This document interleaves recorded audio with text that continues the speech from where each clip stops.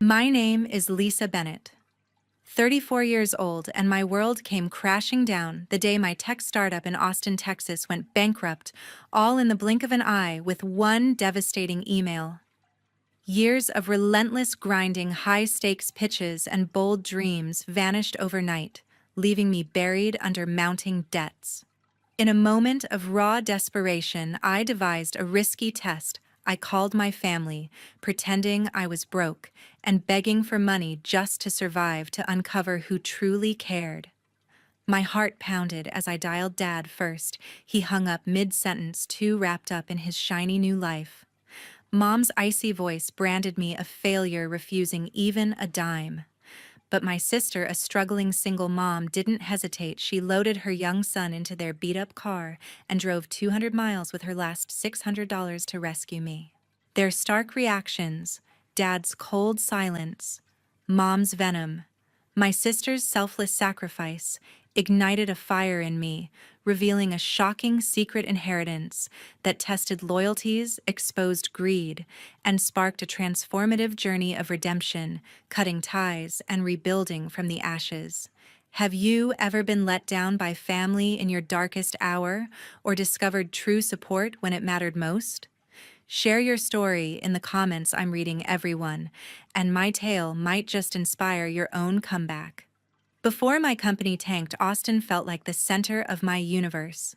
At 34, I founder of Learn Easy, an app designed to help kids with learning disabilities master math.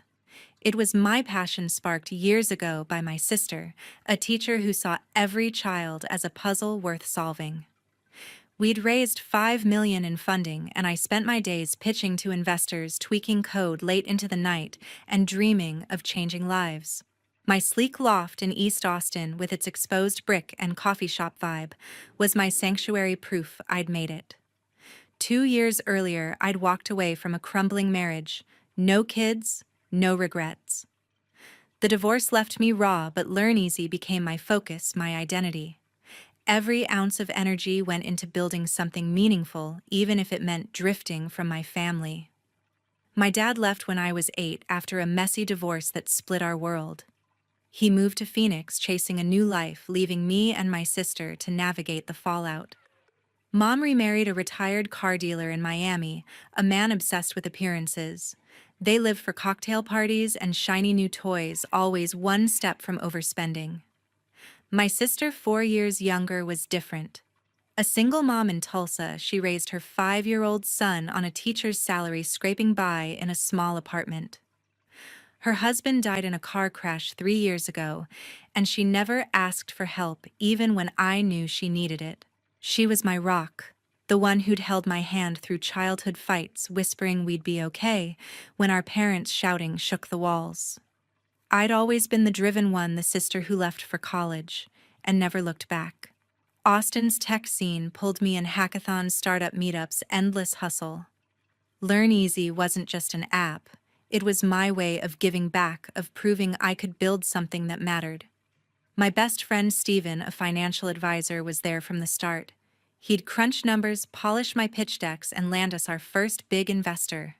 But he warned me early on, Lisa, don't bet everything on one venture. Startups fail. I laughed it off, too caught up in the thrill of success. We'd secured a second round of funding, and TechCrunch called Learn Easy a game changer. I felt untouchable. Looking back, I see the cracks.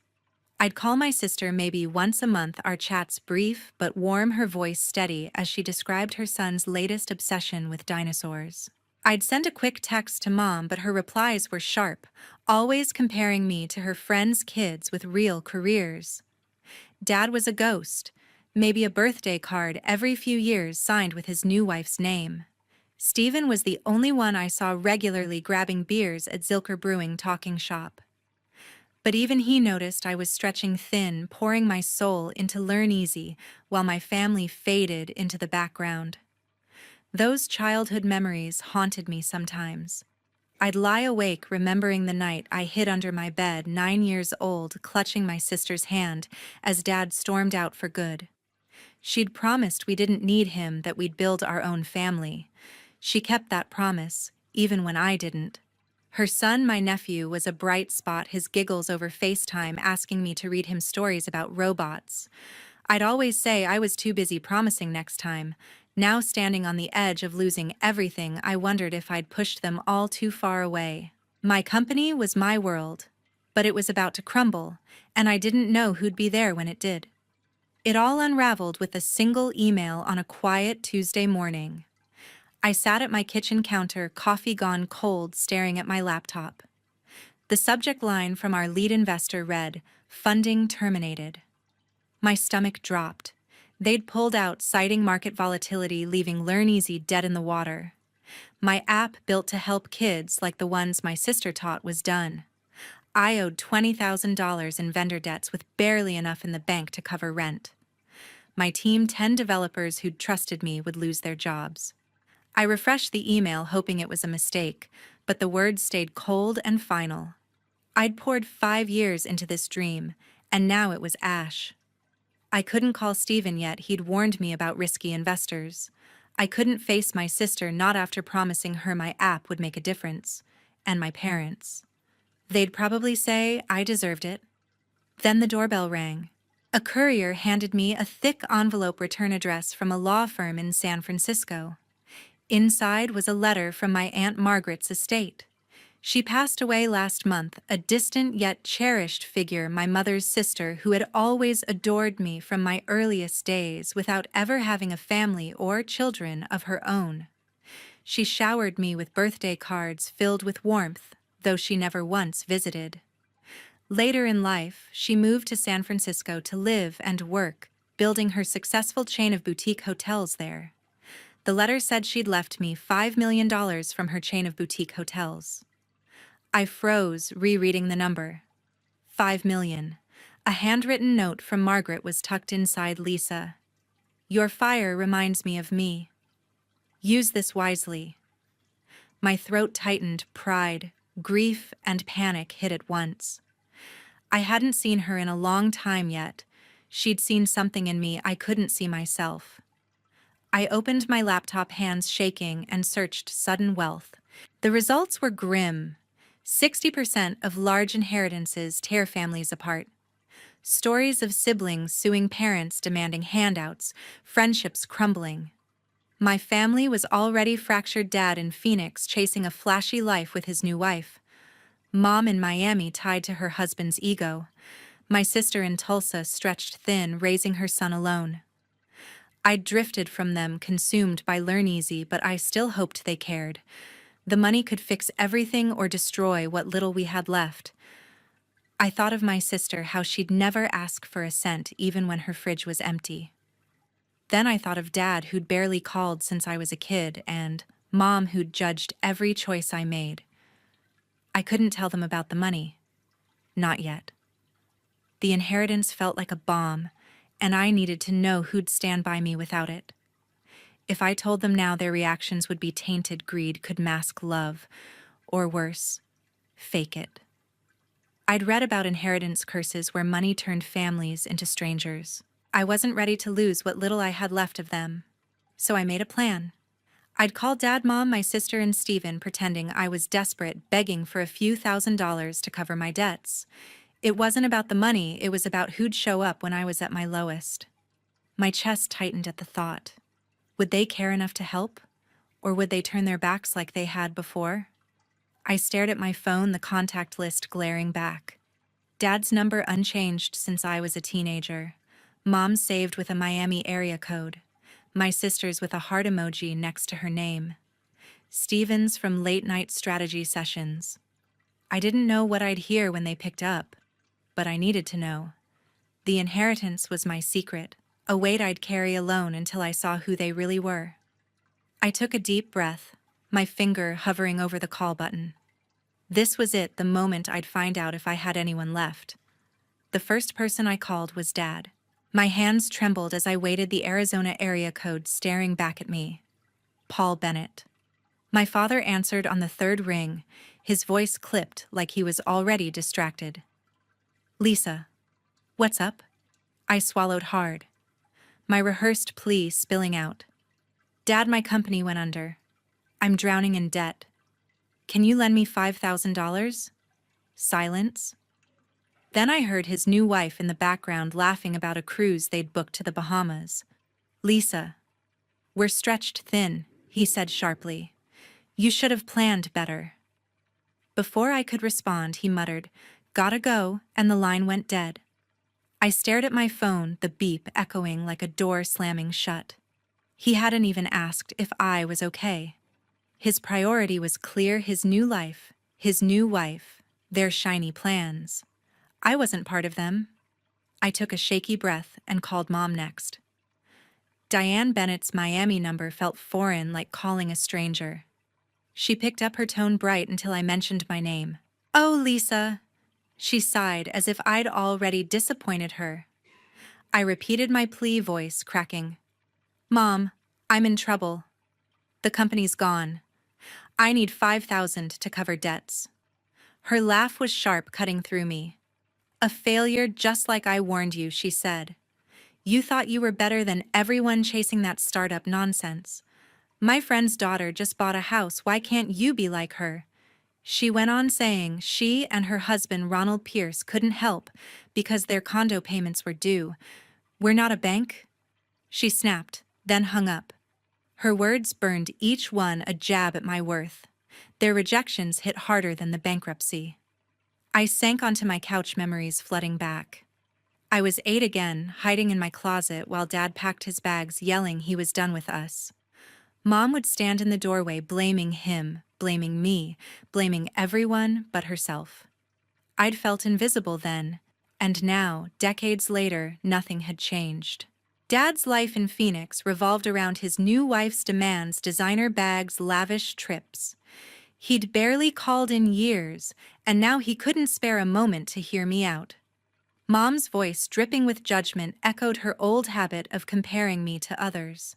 She and Ronald lived for appearances, their Miami condo a symbol of status they couldn't afford.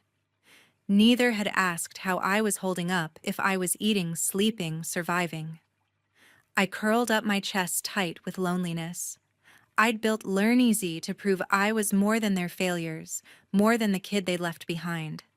But their words. Dad's dismissal, Mom's cruelty, made me question everything. Did they ever care about me? Or was I just a trophy when I was winning?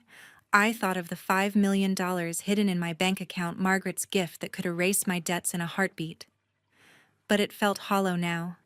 Money couldn't buy their love, and I was starting to wonder if they'd ever loved me at all. I'd always told myself family mattered, but maybe I'd been clinging to a lie. The worst part was the silence after their calls. No follow-up texts, no concern, just nothing. I replayed Dad's "gotta go" and Mom's failure in my head, each word carving a deeper wound. I thought of my sister out in Tulsa, probably grading papers or tucking her son into bed. Would she be different? Or was I fooling myself, hoping someone in this fractured family still saw me? I didn't know, but I had to find out. My finger hovered over her number, my heart pounding with a mix of fear and hope. After those crushing calls, I dialed Karen's number with trembling hands. My sister Karen Walsh picked up on the first ring, her voice warm, despite the late hour. "Lisa, you okay?" she asked, concern cutting through the static. I forced the words out, my throat tight. "Karen, my company's gone. I'm in debt. Can you lend me $5,000? I braced for hesitation, but she didn't pause. "I've got $600 saved," she said. "It's yours. I'll drive to Austin tomorrow with Ethan." I blinked, stunned. Karen, a single mom and elementary school teacher in Tulsa, lived paycheck to paycheck. $600 was probably her grocery money for the month, yet she was ready to pack her 5-year-old son, Ethan Walsh, into her creaky 2008 Honda Civic and drive 200 miles to hand it over. "You don't have to come," I stammered, but she cut me off. "You're my sister. I'm not letting you go through this alone." Her words hit like a wave, lifting me and sinking me all at once. I hung up, my eyes stinging, and scrolled to Stephen's number. My best friend, always the practical one, answered with a cautious, "Hey, Lisa." I repeated my plea, voice shaking. "Stephen, I'm broke. The company's done. Can you spot me $5,000? Long pause followed. I could almost hear him weighing his words. Lisa, I can't, he said finally. I lost a ton in a bad deal last year. I'm not sure you're good for it. His doubt stung sharper than I expected. Stephen, who'd sat with me through pitch decks and late-night beers, thought I might be playing him.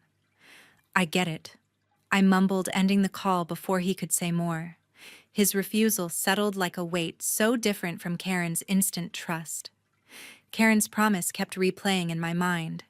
She was already planning her drive, probably digging through her savings jar, counting crumpled bills.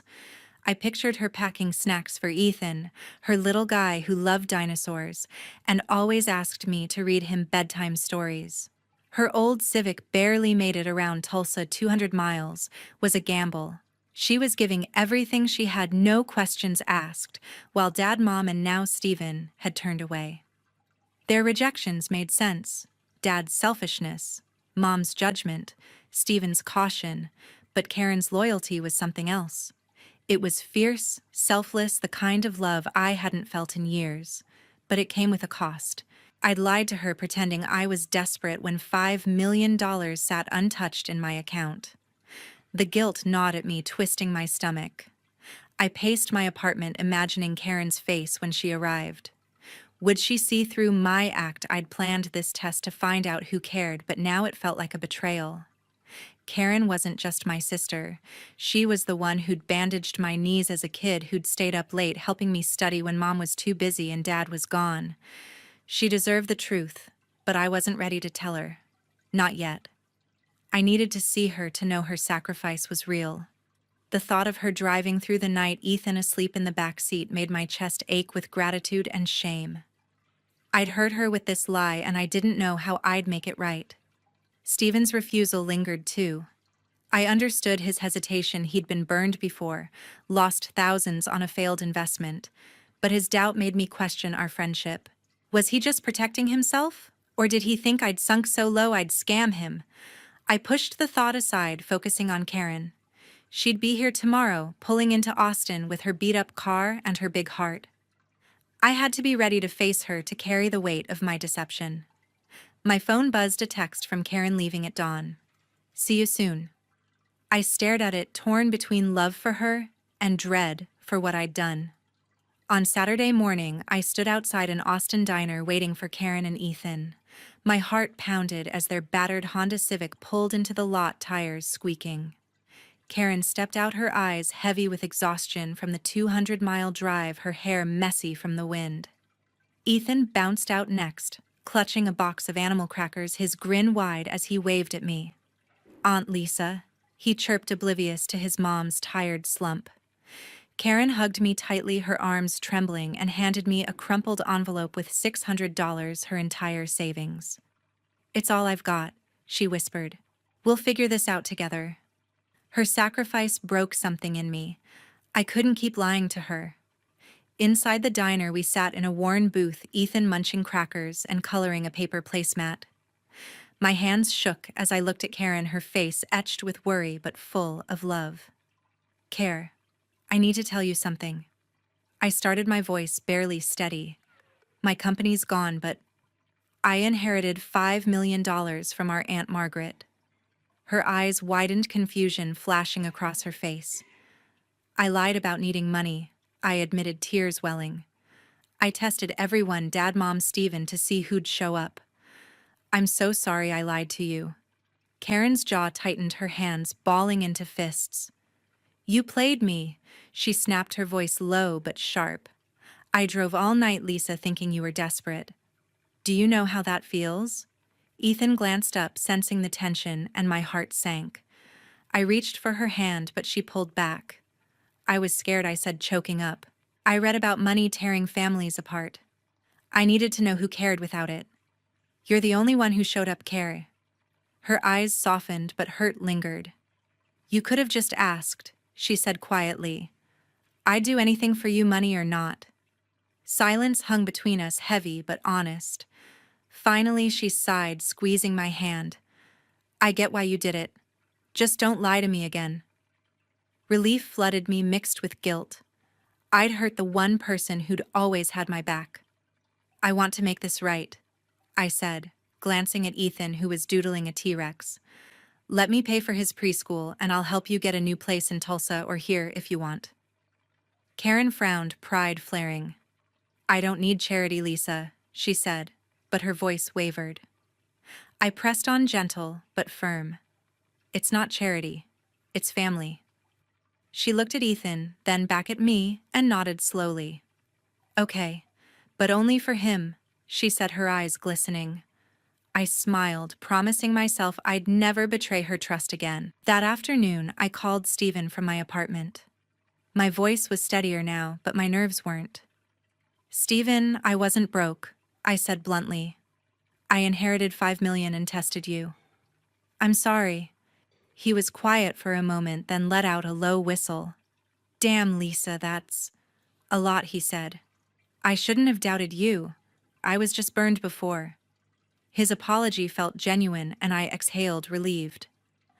I want to start a fund for women entrepreneurs who've failed, I said. Will you help me set it up? Stephen didn't hesitate. Count me in, he said, excitement in his voice. Let's make something good out of this. I hung up, feeling a spark of hope. Karen's forgiveness and Stephen's offer were small steps toward rebuilding what I'd almost lost. Sitting alone that night, I thought about Karen's tired eyes and Ethan's innocent smile. My lie had tested her, but her love had passed with flying colors. Stephen's willingness to move forward gave me a chance to mend our friendship. The $5 million felt less like a burden now, more like a tool to do right by the people who mattered. I wasn't sure what came next, but for the first time in days, I felt like I wasn't alone. Months later, an Austin headline spilled the truth about my inheritance. The news hit like wildfire, and my phone buzzed with calls I'd dreaded. Paul Bennett, my dad, was the first to reach out. His voicemail was all charm, like we hadn't spoken in years. Lisa heard about your windfall. I could use a new car, a Bentley maybe. You owe me for raising you. I laughed bitterly, replaying his message. Raising me, he'd walked out when I was 8, leaving me with nothing but excuses. I texted back, short and final. No money, no contact. Goodbye, Paul. Then I blocked his number. It felt like shedding a weight I'd carried too long. He'd chosen his new life over me decades ago, and I was done chasing his approval. Next came Diane Bennett and her husband Ronald Pierce calling from Miami. Mom's voice was syrupy, a far cry from her earlier venom. Lisa, we're so proud of you, she cooed. Our condo's underwater, could you cover the mortgage? Family helps family, right? Ronald chimed in, suggesting a small loan of $50,000. I saw through their act. They'd called me a failure when I was down, and now they wanted a piece of my fortune. You made it clear I'm not your family. I said, my voice steady. Don't call again. I hung up and blocked them too. Their silence after that was louder than their words had ever been. I'd spent years hoping for their love, but I was done begging for scraps. Word got back to me through a mutual friend in Phoenix. Dad's new wife left him fed up with his empty promises of luxury. Without my money to fuel their lifestyle, she packed her bags, leaving him in a rented condo with unpaid bills. Paul was alone now, his charm useless without cash to back it up. I didn't feel sorry for him. He'd built his life on shallow priorities, and they'd crumbled under him. In Miami, Mom and Ronald faced their own reckoning. Their condo was foreclosed, the bank seizing it after years of reckless spending on vacations and designer clothes. They moved to a cramped apartment, their socialite dreams in tatters. Their downfall wasn't my fault. They'd chosen flashover stability long before I was born. Meanwhile, Stephen and I threw ourselves into building the Rise Up Fund. We set up shop in a small office in East Austin, papers and coffee cups scattered across desks. The fund aimed to give women entrepreneurs a second chance after business failures, offering grants and mentorship. I'd known that pain watching Learn Easy collapse, and I wanted others to have the support I didn't. Stephen handled the finances, his sharp mind cutting through red tape. We'd already funded 3 women, a coder with a failed app, a baker who'd lost her shop, and a designer burned by bad investors. Their gratitude, their drive reminded me why I'd started this. Karen visited often, bringing Ethan, who'd run around our office drawing dinosaurs on whiteboards. She'd settled into a modest Tulsa home I'd helped buy, and Ethan was thriving in a new preschool. Her smile, free of worry, was worth every penny. Cutting off Dad and Mom wasn't easy, but it was necessary. Their greed confirmed what I'd feared: they only cared when I had something to offer. Letting them go freed me to focus on what mattered: Karen, Ethan, and the women we were helping. The Rise Up Fund grew with Stephen and me planning to expand it nationally. I'd lost a company, but I'd gained a purpose. My family wasn't perfect, but the ones who stayed, Karen, Ethan, even Stephen, were enough. I looked at the Austin skyline from my loft, no longer chasing anyone's approval, but my own. A year later, I sat with Karen and Ethan in their new backyard. The Austin sun warmed the grass where Ethan chased a soccer ball, his laughter echoing through the small garden. Karen leaned back in a lawn chair, sipping iced tea, her face relaxed in a way I hadn't seen in years. We'd both moved to Austin, carving out lives side by side. She taught at a local school, and I'd visit after work, helping Ethan with his spelling or grilling burgers for the three of us. Our bond had grown stronger, built on late-night talks and shared dreams. Not just the house I'd helped her buy. Karen was more than my sister. She was my anchor, the one who'd shown up when no one else did. The Rise Up Fund had become my purpose. Stephen and I had helped 20 women rebuild their businesses, from a single mom launching a catering service to a coder whose app was now in beta. Our East Austin office buzzed with energy walls covered in thank you notes from grantees. One woman, a jeweler who'd lost everything in a bad partnership, sent me a handmade bracelet with a card that read, "You gave me my spark back." I wore it every day, a reminder that failure wasn't the end. The fund wasn't just about money, it was about proving you could rise from ashes, just as I had after Learneasy's collapse. Stephen's steady partnership kept us grounded, his spreadsheets balancing my big ideas. I'd learned what mattered most: independence and genuine connection. The $5 million from Margaret's inheritance was a tool, not my worth. It let me help Karen and Ethan fund the Rise Up dream, but it didn't define me. My strength came from walking away from toxic ties and choosing the people who saw me for me, not my bank account. Karen's loyalty, Ethan's joy, Stephen's trust, they were my real wealth. I'd spent years chasing approval from people who didn't care, but now I stood on my own, surrounded by those who did. Paul and Diane's fates were a stark lesson. Dad, alone in Phoenix, had lost his wife and his charm, living in a cheap motel after his debts piled up. His selfishness cost him everything: his family, his status, his pride. Diane and Ronald, evicted from their Miami condo, scraped by in a rundown rental, their socialite facade shattered. Their greed and reckless spending led to their downfall, a mirror of the emptiness they'd always chased. Their lives were a warning: selfishness comes with a price, one that no amount of money can pay.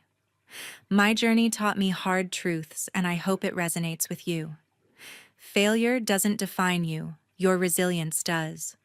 Hold tight to the people who stand by you when you're at your lowest, like Karen did for me. And don't be afraid to let go of those who only bring you down, no matter how much it hurts. Build your life on your terms with courage and heart. I'm grateful for every one of you who's followed this story to the end. Your support means the world. Please share your thoughts in the comments. What's a lesson you've learned from your own challenges? And if this story moved, you hit that subscribe button to join us for more.